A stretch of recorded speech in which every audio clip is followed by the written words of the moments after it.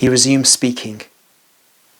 While we were taking our food, one of you, not from Israel, said that he wanted to ask me to explain something. Let him do so now, because we shall soon have to go back to the crowd and then part. It is I who said that, but many wish to know. Zacchaeus cannot explain it clearly. Neither can any of us who follow your religion. We asked your disciples when they passed through here, but they did not give us a clear explanation. So what do you wish to know? We did not even know that we had a soul. That is, we at least should have known, because our ancestors. But we did not read the old books. We were like animals, and we no longer knew what this soul is.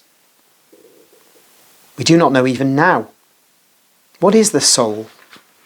Is it perhaps our reason? We do not think so, because in that case we would have been without it. And we've been told that without soul one cannot live. So what is the soul which we've been told is incorporeal and immortal, if it is not our reason? Thought is incorporeal, but it is not immortal, because it ends with our life. Even the wisest man thinks no more after his death. A soul is not a thought, man. The soul is the spirit, the immaterial prime cause of life, the impalpable but true principle that animates the whole man and lasts after man. That is why it is said to be immortal.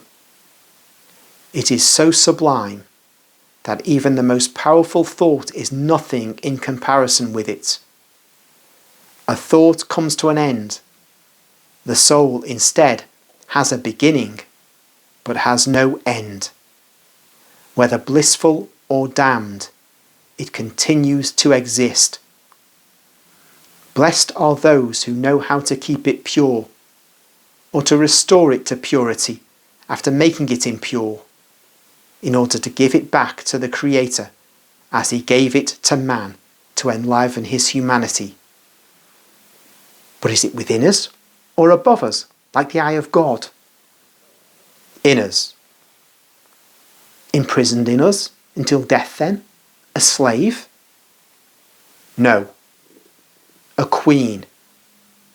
In the eternal thought, the soul, the spirit, is what reigns in man, in the animal created and named man.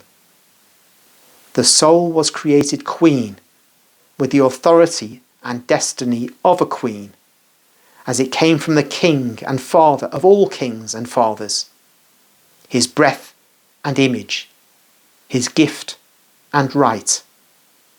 And its mission is to make of the creature named man a king of the great eternal kingdom and a god in the hereafter, a living being in the abode of the most sublime only God. Its maidservants are all the virtues and faculties of man. Its minister is the goodwill of man. The thought of man is its servant and disciple.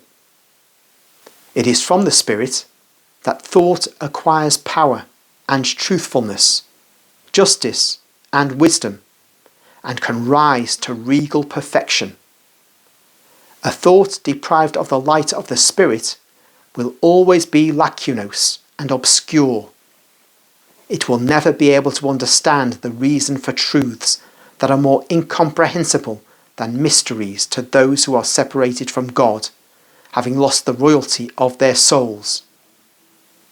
The thought of man will be obscure and dull if it lacks the basic point, the lever indispensable to understand, to rise, leaving the earth and dashing upwards towards the intelligence, the power, the divinity, in one word. I'm speaking thus to you, Demetis, because you have not always been a money changer, so you can understand and explain this to the others. You are really a seer, Master. No, I've not been only a money lender. Nay, that was the last step of my descent.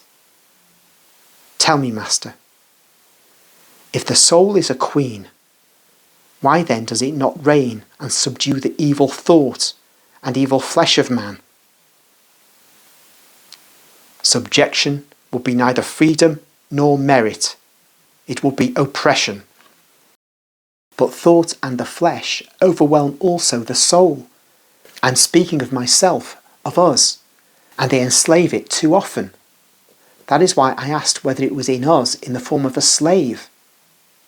How can God allow such a sublime thing, you called it breath of God and his image, to be degraded by inferior beings? According to the divine thought, the soul was not to be aware of slavery. But are you forgetting about the enemy of God and of man? The infernal spirits are known to you as well. Yes, and all of them with cruel desires. And remembering my childhood, I can say that I must ascribe only to those infernal spirits the man I became and was, up to the threshold of old age. I have now found the lost child of those days. But shall I be able to become such a child as to go back to the purity of my childhood? Is it possible to go backwards in time? It is not necessary to go backwards. You would not be able to do it. Bygone days will not come back. One cannot make them come back, or go back to them. And it is not necessary.